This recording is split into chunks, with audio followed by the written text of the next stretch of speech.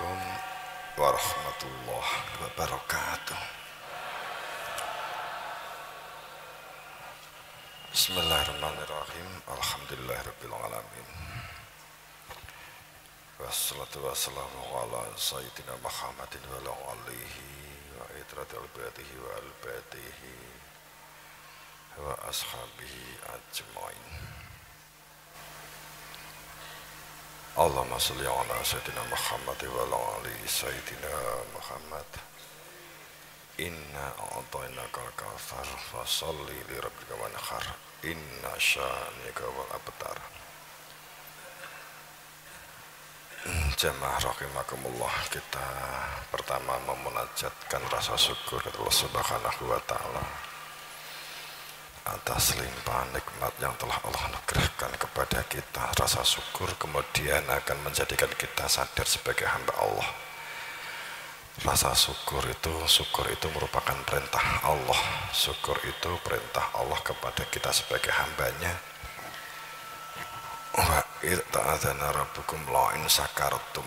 Jadi merupakan bentuk perintah penegasan sebagai sebuah kalimat penegasan mewakil taukid takkid, sehingga pada saat wa ta'adzana rabbukum.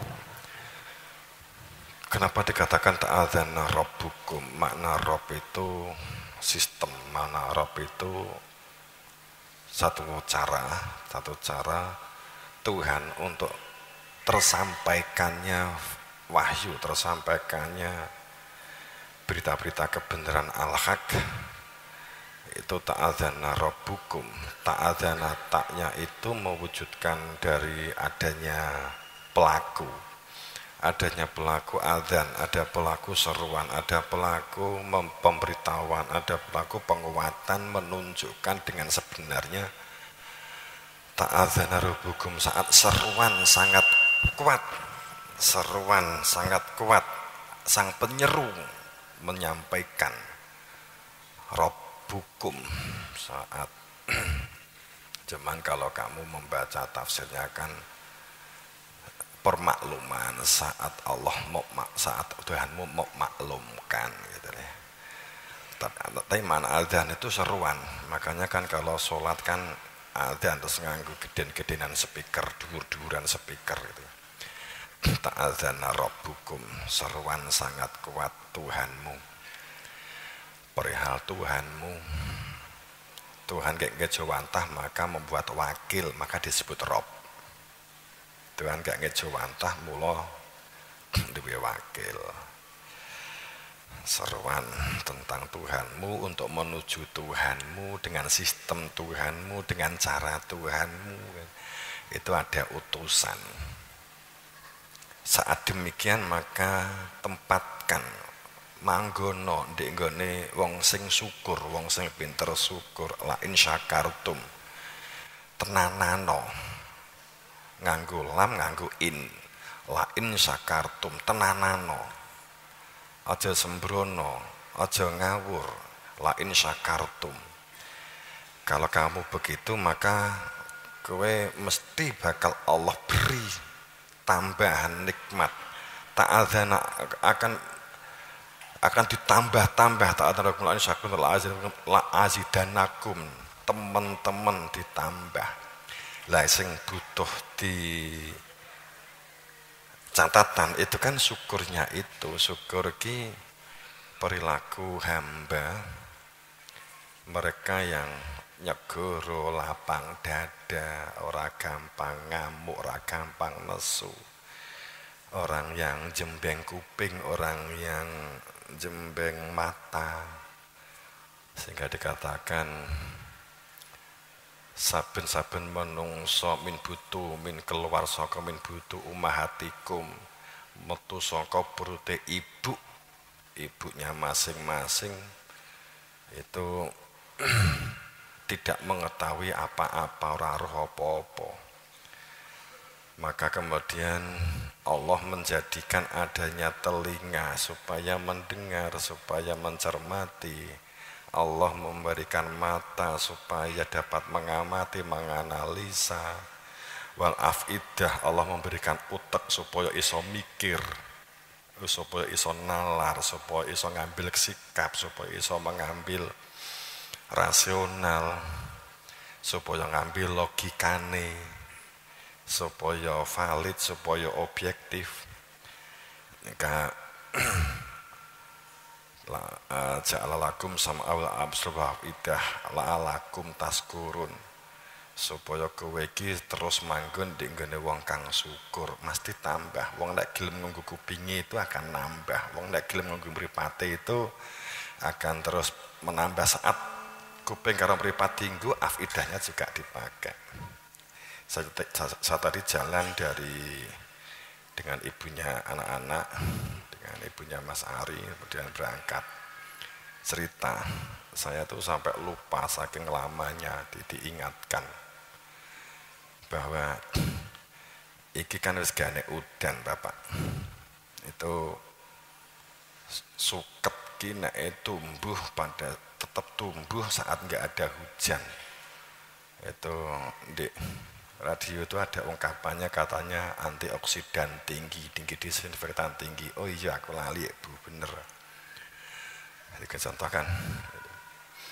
Jadi memang suket-suketan segala jenis suket, berbagai jenis suket-suketan itu kalau tetap tumbuh di bulan kemarau, itu berarti menunjukkan itu adalah antioksidan tinggi dan itu disinfektan tinggi. Kowe nek mbok cabuti, mbok blender, mbok fermentasi, itu bisa untuk mengatasi embuk-embuk mungkin di padi, di tanaman, itu disinfektan tinggi, tinggal sampai uyah. Sebagai contoh kan begitu. Kemudian bisa kamu tambah kangkung untuk memperkuat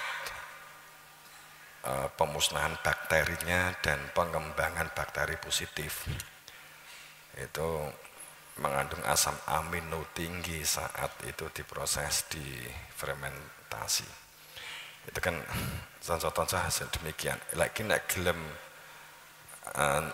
jembeng kuping, jembeng meripat, jadi kita kan la azidanakum, ditambah-tambah pengetahuan itu akan ditambah gitu.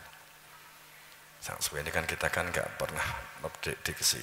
Namanya untuk disinfektan itu sebenarnya bagus untuk nyemprot corona, ditambahi suket yang tukul di nggone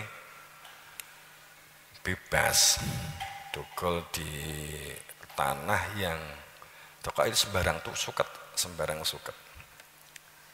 Wong kuwi tinggi nyulek ya mandi. Itu suket mesti kriip-kriip.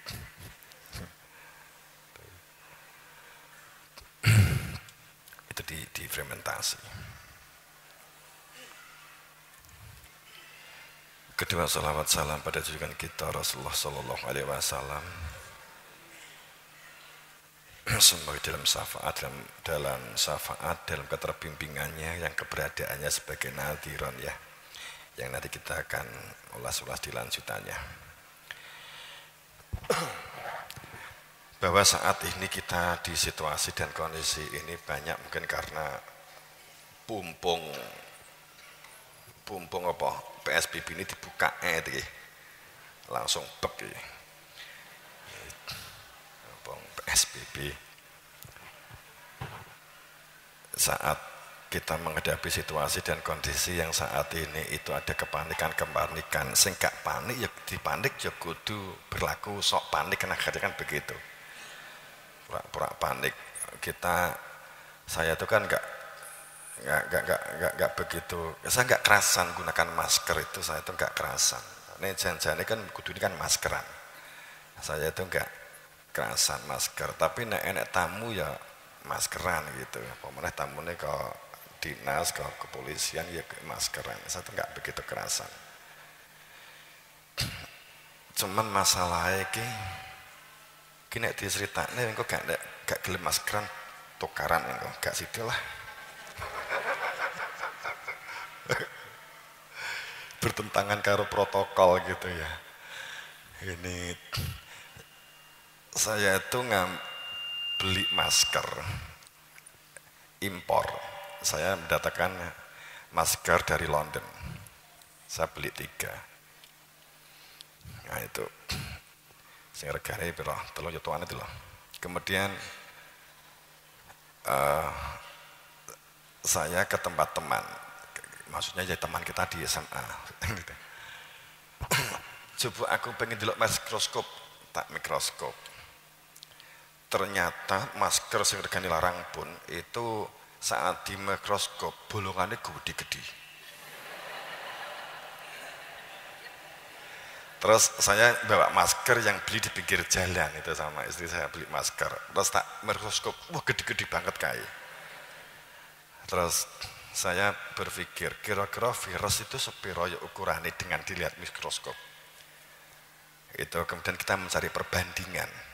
Kita menggunakan perbandingan yakni menggunakan dengan CO ternyata kan nggak bisa dilihat kalau dengan mikroskop sekolah. Kemudian kita melihat 0,1 minus 8. Berarti asumsinya kalau dihitung semacam ini berarti masker kayak apapun itu sing jenenge virus itu blusak-blusuk ya bebas-bebas wae emang gedine sakmono gitu loh. Itu bayangan saya. Kemudian masker itu saya pakai, saya coba. Jadi saya nafas pakai mulut. Sehingga keluar masuknya itu enek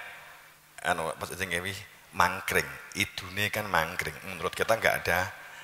Kemudian mangkring. Setelah kita lihat, ternyata di situ ada bakteri gitu kan, kelihatan. Ukurannya virus lebih kecil dari bakteri. Kalau melihat enzim yang kita keluarkan dari ludah itu ada bakterinya, itu masih bisa masuk di nggone apa? Stiker. Itu masuk di nggone masker. Ternyata berarti kalau virus apalagi begitulah. Saya menjadi berpikir begini, gek wong mati sing sebab corona itu mergo idune dhewe. Saya berpikir nakal begitu gek kok ngono gitu loh. Karena pada saat kita itu nganggo masker terus nafas keluar masuk kuwi mesti kala-kala ya enek droplete gitu ya. Ada ingusnya yang bisa jadi itu kalau pomponnya gak mbok umbah belas, mbok nggo terus kan jadi fermentasi. Fermentasi di cangkem gitu ya. Nah, itu kan kemudian jamur. Kan pasti jamur. Ya, pada saat itu jamuran. Jadi kalau melihat ini efektivitasnya mestinya jenengan ki sehari harus memiliki 10 masker minimal. Jadi setiap jam harus ganti. Itu baru sehat. Tapi nek kowe njegluk masker nganti tukumu tanggal 1 nganti tanggal 30 itu belas gak tau ganti mbok nggo terus wis engko mati ora krana virus krana idumu dhewe balik ya, saya cuma khawatir ini itu gek gitu lah itu tapi belum ada ilmiahnya iki cik grenang-grenang gitu tapi kan gak nyalai protokol tau usah ngomongin itu kan gak di seneni karo bahkan saya menjadi curiga, apalagi yang namanya virus itu mudah hidup di droplet yang ada media yang lembab. Sehingga pada saat virus itu mampir lewatnya ndek nggane masker, upama di situ nek droplet. Jadi mangkringnya cepet, berkembang biaknya cepet. Saya cuma khawatir itu karena di dalam data belum ada mati karena corona itu nggak ada. Mati karena virus corona nggak ada. Nah, iki aku wani muni. Belum ada. Apa nyebab virus corona? Saiki sing mati memang wis piro Pak Wit? 15 juta.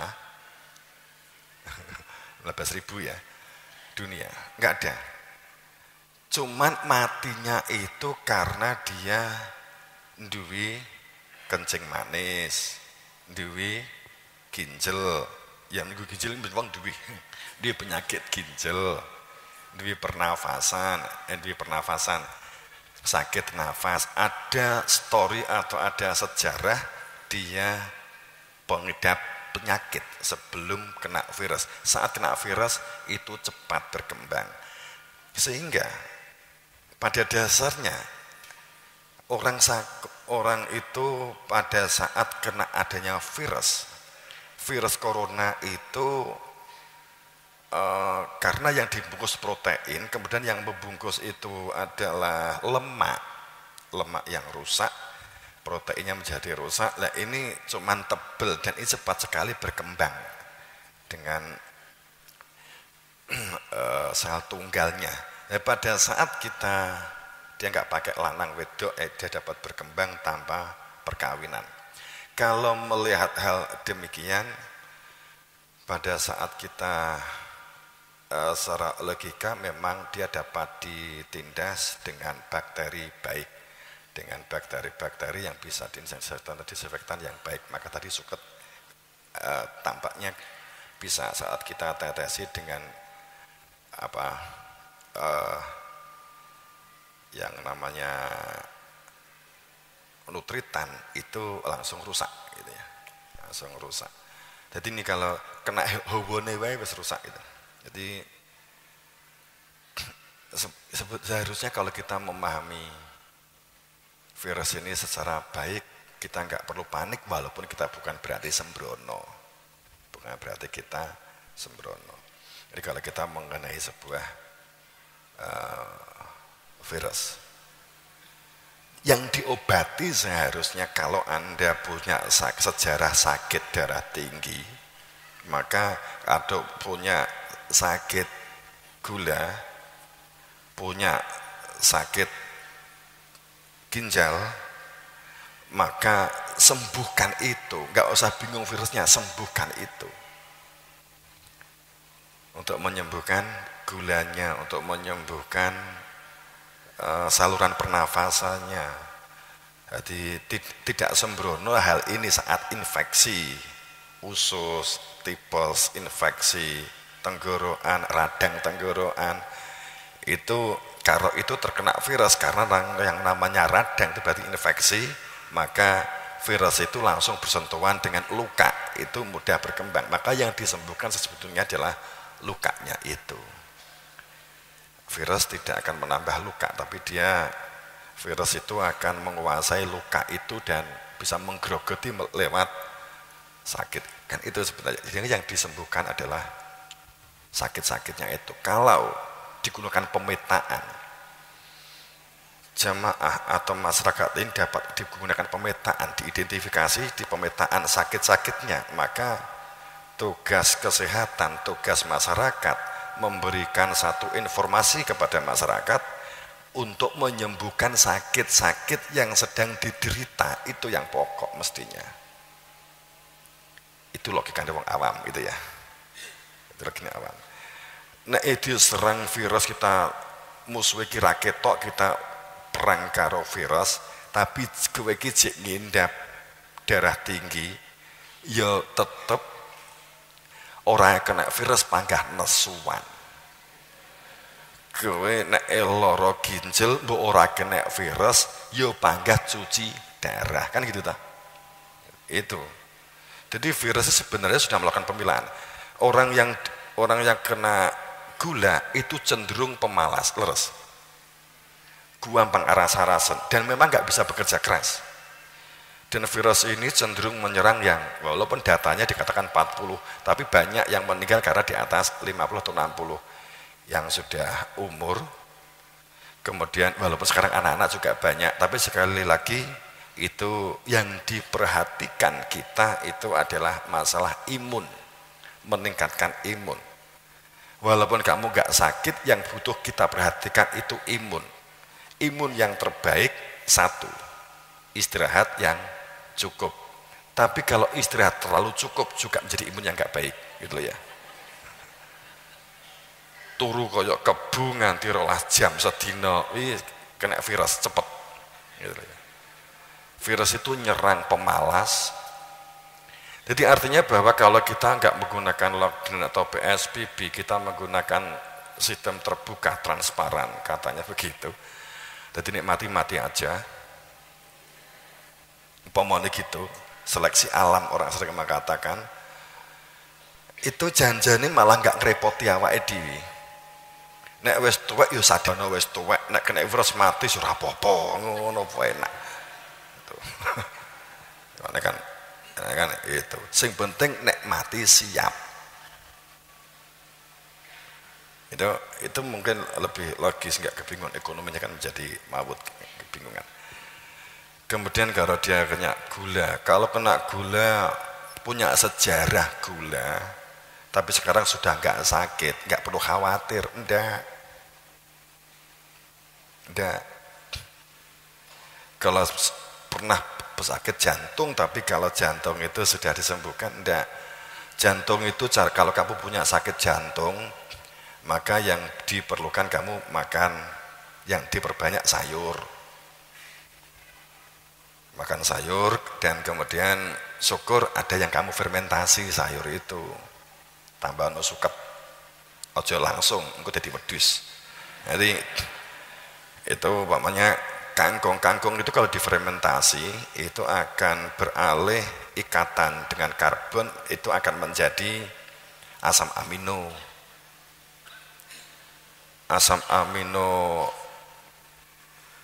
laisin itu ini banyak pendapat kita nggak tahu, tapi yang jelas dia menjadi asam amino laisin yang katanya juga dapat mengendalikan virus corona. Kita contohkan hal semacam itu. Kemudian bisa kamu tambah seledri, dan mungkin yang kamu ketahui yang disebut dengan selada, wimung tinggi lalapan sego goreng, misalnya kan begitu. Selada itu kalau mau fermentasi itu tinggi zat kapur, itu akan untuk tulang-tulang bagus kalau difermentasi. Fosfor, selada itu fosfor tinggi jika diolah. Itu sebenarnya itu kalau difermen. Maka teknologi fermen itu dihapus sedemikian rupa, karena kalau itu diajarkan, diberikan, maka obat-obat kimia mati. Kita itu kan posisi sudah seperti ini, posisi sudah reses semuanya, bahkan sudah dikatakan ada yang sebetulnya bukan sekedar reses untuk ekonomi, bahkan sudah stressing ya. Sudah stres, katakanlah kita sudah reses, ekonomi kita sudah minus di 3 kuartal ini kan sudah minus. Bahkan informasi yang saya tahu kan semula 1,6, ternyata 6 ya. Itu kita berarti kan ini sudah reses. Kita sudah masuk reses dan kita tidak pernah bisa memprediksi bahwa coronavirus ini sampai kapan. Ini kita nggak bisa memprediksi. Prediksi ini kan salah kabeh. Engko poso rampung, tiba-tiba munggah. Juli rampung, tiba-tiba malah naik, kan begitu terus. Nah, kemudian tapi perilakunya kan tidak mengalami perubahan. Yang digunakan itu kan social distancing, kayak new normal dan seterusnya. Itu yang dibahas hanya itu. Sekolah libur, nek masuk ketat dalam social distancingnya, menggunakan daring atau pembelajaran jarak jauh. Tapi kurikulumnya tetap, kebingungan ngatur kurikulum, kalau masuk berarti harus 50%. Kalau siswa itu satu kelas 32, maka gantian 16 atau 17, kemudian yang lainnya nanti masuk siang. Nah, itu kan diatur sebagai kebingungan. Semakin kebingungan supaya semuanya dapat mata pelajaran. Logika saya, seharusnya dengan kondisi kompleks saat ini, ambigu yang sangat tinggi, mestinya yang kita pikirkan itu bukan masalah sekedar distancingnya, jarak, menjaga jarak sosial antar people, antar person, Tapi yang mesti dipikirkan itu sebenarnya adalah wujud kurikulumnya, seperangkat alat ajar yang dapat diberikan atau dipindahkan kepada siswa. Ini yang mestinya butuh dirubah. Sebagai contoh, pada saat mata pelajaran saat ini atau mata kuliah saat ini yang ada keberanian dengan situasi sosial yang sekarang maut, katakanlah dicoba dengan new normal, tapi ini masih dalam bentuk pro kontra, atau mungkin itu dapat diberikan nuansa-nuansa kurikulum yang memberikan dampak terhadap pembentukan kepribadian yang berkarakter mandiri, berdaulat, dan tahan. Dan itu yang mestinya dikuatkan. Sebagai contoh, seandainya suatu komunitas, sepertinya negara kita juga komunitas itu bisa jadi seperti itu, tapi saya akan ngomong begini. Anda bisa cari sendiri di data-data di yang lain, tapi saya nggak ngomong, saya nggak enak. Tapi pada saat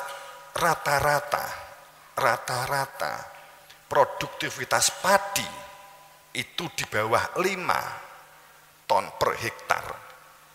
Ini nasional kita juga di sekitar ini, ya.